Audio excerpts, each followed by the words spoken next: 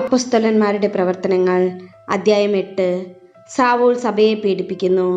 സാവൂൾ ഈ വധത്തെ അനുകൂലിച്ചു. അന്ന് ജെറുസലേമിലെ സഭയ്ക്കെതിരായി വലിയ പീഡനം നടന്നു. അപ്പോസ്തലന്മാരൊഴികെ മറ്റെല്ലാവരും യൂദയായുടെയും സമരിയായുടെയും ഗ്രാമങ്ങളിലേക്ക് ചിതറിപ്പോയി. വിശ്വാസികൾ സ്തെഫാനോസിനെ സംസ്കരിച്ചു. അവനെ ചൊല്ലി അവർ വലിയ വിലാപം ആചരിച്ചു. എന്നാൽ സാവൂൾ സഭയെ നശിപ്പിക്കാൻ ശ്രമിച്ചുകൊണ്ടിരുന്നു. അവൻ വീടുതോറും കയറിയിറങ്ങി സ്ത്രീ പുരുഷന്മാരെ വലിച്ചഴിച്ചു കൊണ്ടുവന്ന് തടവിലാക്കി. സുവിശേഷം സമരിയായിൽ. ചിതറിക്കപ്പെട്ടവർ വചനം പ്രസംഗിച്ചുകൊണ്ട് ചുറ്റി സഞ്ചരിച്ചു. പീലിപ്പോസ് സമരിയായിലെ ഒരു നഗരത്തിൽ ചെന്ന് അവിടെയുള്ളവരോട് ക്രിസ്തുവിനെ പറ്റി പ്രഘോഷിച്ചു. പീലിപ്പോസിന്റെ വാക്കുകൾ കേൾക്കുകയും അവൻ പ്രവർത്തിച്ച അടയാളങ്ങൾ കാണുകയും ചെയ്ത ജനക്കൂട്ടം അവൻ പറഞ്ഞ കാര്യങ്ങൾ ഏകമനസ്സോടെ ശ്രദ്ധിച്ചു. എന്നാൽ അശുദ്ധാത്മാക്കൾ തങ്ങൾ ആവേശിച്ചിരുന്നവരെ വിട്ട് ഉച്ചത്തിൽ നിലവിളിച്ചുകൊണ്ട് പുറത്തുപോയി. അനേകം തളർവാദ രോഗികളും മുടന്തന്മാരും സുഖം പ്രാപിച്ചു. അങ്ങനെ ആ നഗരത്തിൽ വലിയ സന്തോഷമുണ്ടായി. മാന്ത്രിക വിദ്യ നടത്തിക്കൊണ്ടിരുന്ന ശിമിയോൻ എന്നൊരുവൻ ആ നഗരത്തിലുണ്ടായിരുന്നു. അവൻ വലിപ്പം ഭാവിച്ച് സമരിയ ദേശത്തെ വിസ്മയിപ്പിച്ചു. ചെറിയവർ മുതൽ വലിയവർ വരെ എല്ലാവരും അവൻ പറയുന്നത് കേട്ടിരുന്നു. അവൻ പറഞ്ഞു, മഹാശക്തി എന്ന് വിളിക്കപ്പെടുന്ന ദൈവശക്തി തന്നെയാണ് ഈ മനുഷ്യൻ. ദീർഘകാലമായി മാന്ത്രിക വിദ്യകൾ കൊണ്ട് അവരെ വിസ്മയിപ്പിച്ചിരുന്നതിനാലാണ് എല്ലാവരും അവനെ ശ്രദ്ധിച്ചു പോന്നത്. എന്നാൽ ദൈവരാജ്യത്തെക്കുറിച്ചും യേശുക്രിസ്തുവിന്റെ നാമത്തെക്കുറിച്ചും പീലിപ്പോസ് പ്രസംഗിച്ചപ്പോൾ സ്ത്രീ പുരുഷ ഭേദമന്യേ എല്ലാവരും വിശ്വസിച്ചു. ജ്ഞാനസ്നാനം സ്വീകരിച്ചു. ശിമിയോൻ പോലും വിശ്വസിച്ചു. അവൻ ജ്ഞാനസ്നാനം സ്വീകരിച്ച് പീലിപ്പോസിന്റെ കൂടെ ചേർന്നു. സംഭവിച്ചുകൊണ്ടിരുന്ന അടയാളങ്ങളും വലിയ അത്ഭുത പ്രവൃത്തികളും കണ്ട് അവൻ ആശ്ചര്യഭരിതനായി. സമരിയക്കാർ ദൈവവചനം സ്വീകരിച്ചുവെന്ന് കേട്ടപ്പോൾ ജെറുസലേമിലുള്ള അപ്പോസ്തലന്മാർ പത്രോസിനെയും യോഹന്നാനെയും അവരുടെ അടുത്തേക്ക് അയച്ചു. അവർ ചെന്ന് അവിടെയുള്ളവർ പരിശുദ്ധാത്മാവിനെ സ്വീകരിക്കേണ്ടതിന് അവർക്ക് വേണ്ടി പ്രാർത്ഥിച്ചു. കാരണം അതുവരെ പരിശുദ്ധാത്മാവ് അവരിൽ ആരുടെയും മേൽ വന്നിരുന്നില്ല. അവർ കർത്താവായ യേശുവിന്റെ നാമത്തിൽ ജ്ഞാനസ്നാനം സ്വീകരിക്കുക മാത്രമേ ചെയ്തിരുന്നുള്ളൂ.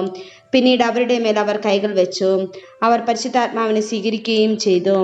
അപ്പോസ്തലന്മാരുടെ കൈവെപ്പ് വഴി പരിശുദ്ധാത്മാവ് നൽകപ്പെട്ടത് കണ്ടപ്പോൾ ശിമിയോൻ അവർക്ക് പണം നൽകിക്കൊണ്ട് പറഞ്ഞു, ഞാൻ ആരുടെ മേൽ കൈകൾ വെച്ചാലും അവർക്ക് പരിശുദ്ധാത്മാവിന് ലഭിക്കത്തക്ക വിധം ഈ ശക്തി എനിക്കും തരിക. പത്രോസ് പറഞ്ഞു, നിന്റെ വെള്ളിത്തുട്ടുകൾ നിന്നോട് കൂടെ നശിക്കട്ടെ. എന്തെന്നാൽ ദൈവത്തിന്റെ ദാനം പണം കൊടുത്ത് വാങ്ങാമെന്ന് നീ വ്യാമോഹിച്ചു. നിനക്ക് ഈ കാര്യത്തിൽ ഭാഗഭാഗിത്വമോ അവകാശമോ ഉണ്ടായിരിക്കുകയില്ല. കാരണം നിന്റെ ഹൃദയം ദൈവസന്നിധിയിൽ ശുദ്ധമല്ല. അതിനാൽ നിന്റെ ഈ ദുഷ്ടതയെക്കുറിച്ച് നീ അനുതപിക്കുകയും കർത്താവിനോട് പ്രാർത്ഥിക്കുകയും ചെയ്യുക. ഒരുപക്ഷെ നിന്റെ ഈ ദുഷ്ടവിചാരത്തിന് മാപ്പ് ലഭിക്കും. നീ കടുത്ത വിദ്വേഷത്തിലും അനീതിയുടെ ബന്ധനത്തിലുമാണെന്ന് ഞാൻ മനസ്സിലാക്കുന്നു. ശിമിയോൻ മറുപടി പറഞ്ഞു, നിങ്ങൾ പറഞ്ഞതൊന്നും എനിക്ക് സംഭവിക്കാതിരിക്കാൻ എനിക്ക് വേണ്ടി നിങ്ങൾ കർത്താവിനോട് പ്രാർത്ഥിക്കുക. അവർ കർത്താവിന്റെ വചനത്തിന് സാക്ഷി നൽകുകയും അത് പ്രഘോഷിക്കുകയും ചെയ്തതിന് ശേഷം ജെറുസലേമിലേക്ക് മടങ്ങി. അങ്ങനെ അവർ സമരിയക്കാരുടെ പല ഗ്രാമങ്ങളിലും സുവിശേഷം അറിയിച്ചു. പീലിപ്പോസും എത്യോപ്യക്കാരനും. കർത്താവിന്റെ ഒരു ദൂതൻ പീലിപ്പോസിനോട് പറഞ്ഞു, എഴുന്നേറ്റ് തെക്കോട്ട് നടന്ന് ജെറുസലേമിൽ നിന്ന് ഗാസയിലേക്കുള്ള പാതയിലെത്തുക. അതൊരു വിജനമായ പാതയായിരുന്നു. അവൻ എഴുന്നേറ്റ് യാത്ര തിരിച്ചു. അപ്പോൾ എത്യോപ്യക്കാരനായ ഒരു ഷണ്ടൻ, എത്യോപ്യ രാജ്ഞിയായ കൻദാക്കയുടെ ഭണ്ഡാര വിചാരിപ്പുകാരൻ, ജെറുസലേമിൽ ആരാധിക്കാൻ പോയിട്ട് തിരിച്ചു വരികയായിരുന്നു. രഥത്തിലിരുന്ന് അവൻ ഏശയ്യായുടെ പ്രവചനം വായിച്ചു കൊണ്ടിരുന്നു. ആത്മാവ് പീലിപ്പോസിനോട് പറഞ്ഞു, ആ രഥത്തെ സമീപിച്ച് അതിനോട് ചേർന്ന് നടക്കുക. പീലിപ്പോസ് അവന്റെ അടുക്കൽ ഓടിയെത്തി. അവൻ ഏശയ്യായുടെ പ്രവചനം വായിക്കുന്നത് കേട്ട് ചോദിച്ചു, വായിക്കുന്നത് നിനക്ക് മനസ്സിലാകുന്നുണ്ടോ?